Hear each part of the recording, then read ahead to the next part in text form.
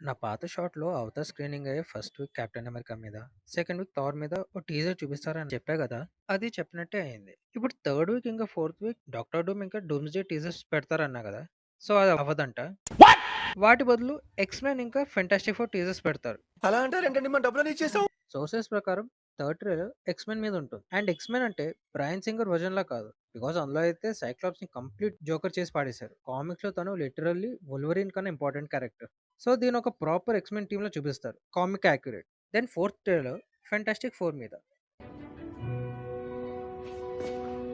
Say that again.